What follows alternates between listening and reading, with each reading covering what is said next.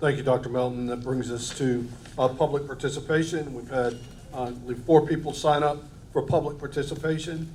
The board welcomes and encourages public participation.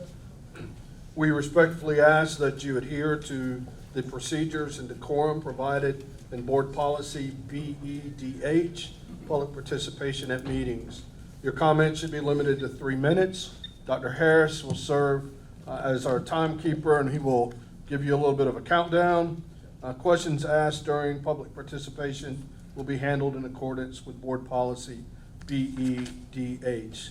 Now, the first person I'd like to recognize is Bob Wolf.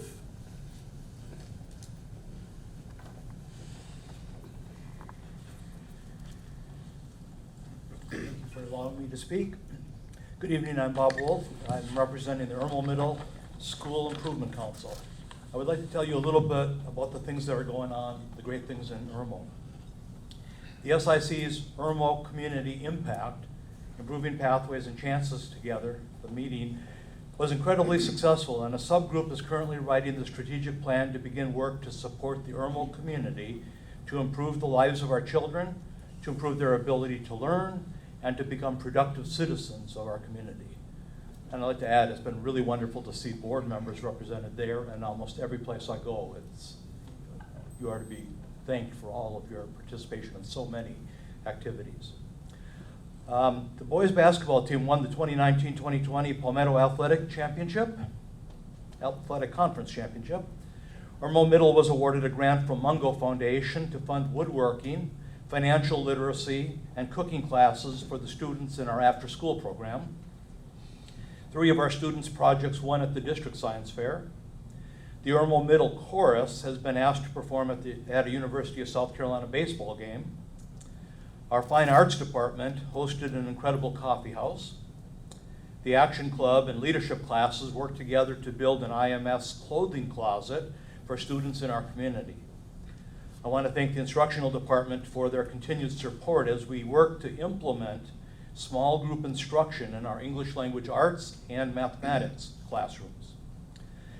The preseason JV soccer tournament with Irmo High School was this past weekend, and the Irmo JV team, with a large number of members from Irmo Middle School, the players won the championship. The tournament was a fundraiser for the program, and we had the largest number of volunteers ever out for any soccer program, and made it a wonderful weekend. I'm very proud of all that we have accomplished at Irmo Middle School, and thank you for all of your support. Thank you. Thank you. Next is Ms. Kim Murphy.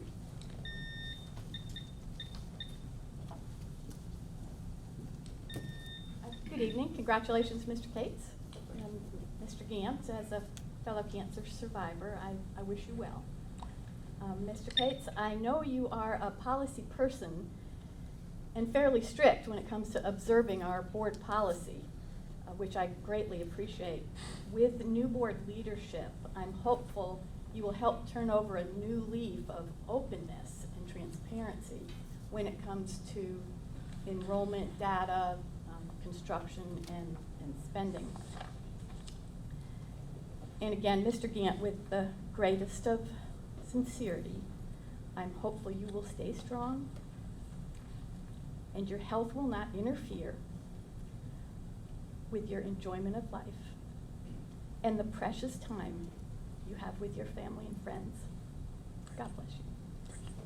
Thank you. Next, Mr. Peter Luzon.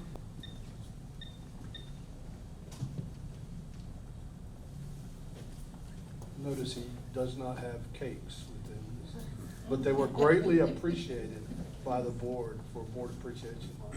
Thank you. You are welcome. Thank you for allowing me to speak tonight. I wanted to thank Mr. Gant for his service to the board as chair, and welcome Chairman Cates to the chairmanship. Originally, I was going to talk about the calendar, but I had spoken with one of the administrators, and we're going to work out my issues with the calendar. But I just wanted to thank you for your service. Thank you. Thank you. Lisa Register.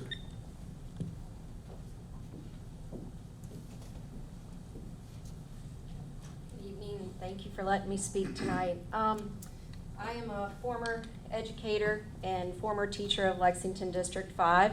I currently live in Lexington District 5, and my son graduated from Chapin High School. I'm currently working with the Hayden Hurst Family Foundation. Mrs. Hurst contacted me in December and asked me to, well, if you're not familiar, Hayden Hurst's foundation surrounds mental health and mental wellness. And they're hoping to end the stigma of that. And she contacted me and asked me to come up with a social and emotional learning curriculum for them. They're willing to fund this curriculum. They want to start in South Carolina schools. They want to move up to Baltimore, where Hayden Hurst is currently playing football. Currently, I had tapped Charleston County and Richland County because they were looking at minority populated schools. But for the grant that they're getting, we could work with Charleston County and possibly Lexington County. I have two proposals. One would put the, you could do a pilot program where you could take up to 14 schools and take 7 teachers from each school and put the curriculum in that way. Or you could actually fund one school. It would end up being about the same amount of money. All of the materials are coming from Chapin, from Youth Light Publishing Company. The man that created the InFocus program, the InFocus program goes through kindergarten through 8th grade. He is from Illinois. His program has been put in the Chicago schools and has the data to back up that it drops discipline referral rates by 50%.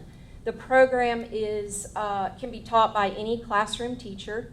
It's a 10-minute-a-day program. It's a full 180-day curriculum. This is the curriculum for kindergarten through 2nd grade. The book costs $29.99. That's all you need for each classroom. It'll go through 8th grade. So it was interesting to hear the professional development lady speak earlier, so I was really glad that I came tonight. If you already have a curriculum tapped for your social and emotional learning, consider some of these supplemental materials. For 9th through 12th grade, we would recommend a peer mentoring or peer listening program.